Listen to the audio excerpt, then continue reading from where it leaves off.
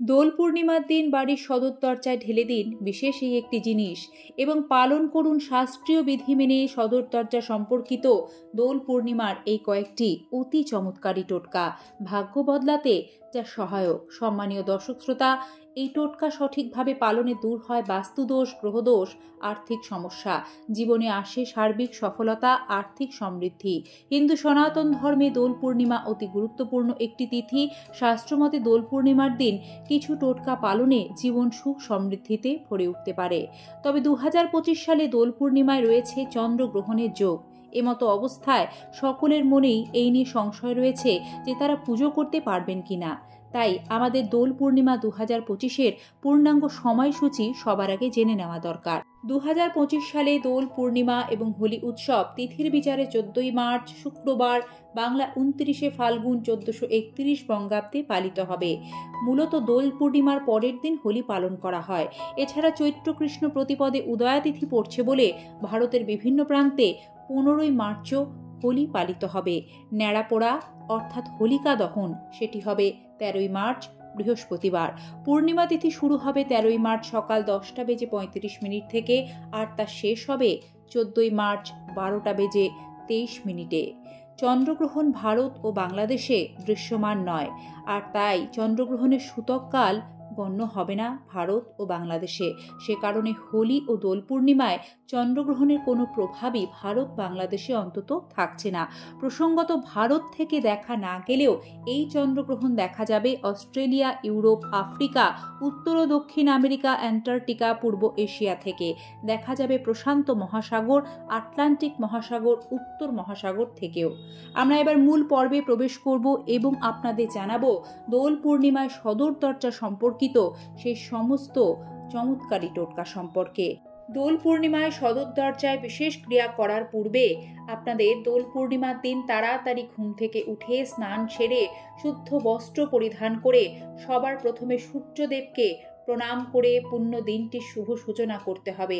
হিন্দু সনাতন ধর্মে যে কোনো বিশেষ রীতি পালন করার পূর্বে সূর্যদেবকে প্রণাম করতে হয়, কারণ কোনো শুভ কার্যের সূচনা হিন্দু সনাতন ধর্মে সূর্য প্রণাম ছাড়া শুরুই হয় না। রাধা গোবিন্দের শ্রীচরণে আবির দিতে হবে। বাড়িতে শ্রী সত্যনারায়ণ ও মা লক্ষ্মী যুগলে পূজা করা দোল পূর্ণিমার দিন অতি শুভ। তবে বিশেষ কারণে যদি পুজো করতে নাও পারেন, তবুও এই টোটকা পালন করুন ঠিক এই নিয়মে। সম্মানীয় দর্শক শ্রোতা, বাড়ির সদর বা মুখ্য দরজা সহ গোটা বাড়ির বাস্তুদোষ দূর করতে হলুদ জলের গুরুত্ব জ্যোতিষ ও বাস্তুশাস্ত্রে অপরিসীম। বিশেষ করে হলুদের সাথে পূর্ণিমা তিথি ও মা লক্ষ্মী সত্যনারায়ণের সরাসরি সম্পর্ক রয়েছে, যা সৌভাগ্য, সুখ, সমৃদ্ধির প্রতীক।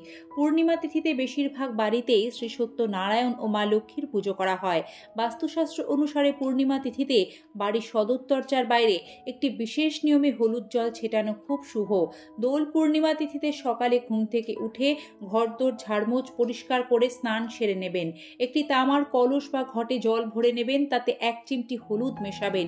এরপর একটি 1 টাকার কয়েন নেবেন। সেই 1 টাকার কয়েনটি দিয়ে হলুদ মিশ্রিত জল সদর দরজার বাইরের দিকে খুব ভালোভাবে ছিটিয়ে দেবেন। এ কাজটি করলে পূর্ণিমা তিথিতে গৃহে আর্থিক উন্নতি হয়, ইতিবাচকতা, মানসিক শান্তি, ধন সম্পদ বৃদ্ধি পায়। এছাড়াও হলুদের রোগ প্রতিরোধ ক্ষমতা প্রচুর, তাই হলুদ মিশ্রিত জল পূর্ণিমা তিথিতে ছেটালে রোগ জীবাণু ধ্বংস হয় অনেকটাই। অনেকেই লবণ মিশ্রিত জল সদর দরজায় ছিটিয়ে থাকেন বাস্তুর উন্নতির জন্য, সেটিও ভালো। তবে পূর্ণিমা তিথিতে লবণ জল একেবারেই ছেটাবেন না। পূর্ণিমা তিথিতে হলুদ জল ছেটানোই কিন্তু বাস্তুর জন্য সর্বোত্তম সুফল প্রদান করে। দোল পূর্ণিমা তিথিতে কয়েকটি হলুদ বর্ণের কড়ি নেবেন। বিজোড় সংখ্যায় সে কড়িগুলিকে নিতে হবে, যেমন 3, 5, 7, 9, 11 এরকম। দোল পূর্ণিমায় ওই বিজোড় সংখ্যায় নেওয়া হলুদ কড়িগুলি একটি পাথরের পাত্রে কাঁচা দুধে ভিজিয়ে রাখবেন। কিছুক্ষণ ওই কড়িগুলিকে কাঁচা দুধের মধ্যে ডুবিয়ে রাখবেন। খানিকক্ষণ বাদে ওই কড়িগুলিকে পাথরের পাত্রে কাঁচা দুধ থেকে তুলে একটি নতুন শালু কাপড়ে বেঁধে তা আপনার বাড়ির সদর দরজায় ঝুলিয়ে দেবেন। এতে মা লক্ষ্মীর কৃপা বর্ষিত হবে আপনার সোনার সংসারটিতে।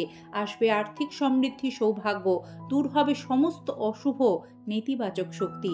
বন্ধুরা, এক্ষেত্রে দোল পূর্ণিমার দিন যারা হলুদ রঙের কড়ি একান্তই জোগাড় করতে পারবেন না, তারা সাদা কড়িতে একটু হলুদ লাগিয়ে তা হলুদ বর্ণের করে টোটকাটি পালন করতেই পারেন। দোল পূর্ণিমায় একটু গঙ্গা জল, একটু কাঁচা দুধ ও খানিকটা হলুদ গুঁড়ো একসাথে মিশিয়ে একটি ঘন মিশ্রণ তৈরি করে নেবেন। সেই ঘন মিশ্রণটি দিয়ে আপনার বাড়ির সদর দরজার বাইরের দিকে একটি বড় করে স্বস্তিক চিহ্ন আঁকবেন। এ কাজটি করলে অতি প্রসন্ন হন মা লক্ষ্মী ও শ্রী সত্যনারায়ণ। তাদের কৃপা বর্ষিত হবে আপনার সোনার সংসারে, আর্থিক সমৃদ্ধি আসবে খুবই দ্রুত। দোল পূর্ণিমা তিথিতে আপনার বাড়ির সদর দরজার বাইরের দিকে তাজা আম পাতা দিয়ে তৈরি একটি তোরণ লাগাবেন। এতে দূর হয় বাস্তুদোষ, গ্রহদোষ। দোল পূর্ণিমার সন্ধ্যায় বাড়ির সদর দরজার বাইরের দুদিকে দুটি ঘি দিয়ে প্রদীপ প্রজ্বলন করবেন। প্রদীপ দুটি মাটির হতে হবে। প্রদীপ মেঝেতে রাখতে নেই, তাই একটু আতপ চাল বিছিয়ে প্রদীপ দুটি রাখবেন। প্রদীপের মুখ অর্থাৎ শিখা যেন পূর্ব দিকে থাকে সেটি খেয়াল রাখতে হবে। দোল পূর্ণিমা তিথিতে বাড়ির সদর দরজার বাইরে মা লক্ষ্মীর পদচিহ্ন আঁকবেন, অর্থাৎ আলপনা দেবেন। সারা ঘর জুড়ে না পারলেও পূর্ণিমা তিথিতে সদর দরজার বাইরে মা লক্ষ্মীর পদচিহ্ন আঁকলে প্রীত হন মা লক্ষ্মী, তার শুভ আগমন ঘটবে আপনার ঘরে। পদচিহ্নটি এইভাবে আঁকবেন যাতে মনে হয় বাইরে থেকে আপনার গৃহে প্রবেশ করছেন মা লক্ষ্মী। দোল পূর্ণিমার রাতে অবশ্যই খানিকক্ষণ হলেও চন্দ্র দর্শন করবেন এবং চন্দ্রদেবকে দুধ, ক্ষীর, অর্ঘ্য নিবেদন করবেন।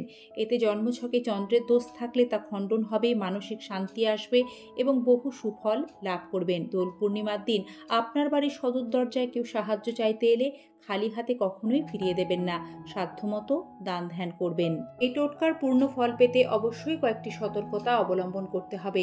যেমন সদর দরজার বাইরে শুকনো গাছ, কাঁটা জাতীয় কোনো রকম গাছ রাখবেন না, ডাস্টবিন বা পাথর রাখবেন না। সদর দরজায় দাঁড়িয়ে কখনো কোনোদিন নখ কাটতে নেই, এতে ভয়ঙ্কর বাস্তুদোষ তৈরি হয়। সদর দরজার বাইরে চটি জুতো, সেলফ র্যাক ছড়িয়ে ছিটিয়ে অপরিষ্কারভাবে না রেখে সবসময় গুছিয়ে ঢেকে রাখবেন। এটাই বাস্তুশাস্ত্রের নিয়ম। আমাদের বাড়ির সদর দরজা দিয়ে শুভ শক্তির আগমন ঘটে। সেই কারণে দোল পূর্ণিমার পুণ্যতিথিতে আজকের পর্বের একগুচ্ছ টোটকার মধ্যে যে কোনো একটিও যদি সঠিকভাবে পালন করতে পারেন, উপকৃত হবেন নিশ্চিত রূপে। ভালো থাকবেন, সাথে থাকবেন। দেখা হবে আগামী পর্বে। ঈশ্বর আপনাদের মঙ্গল করুন।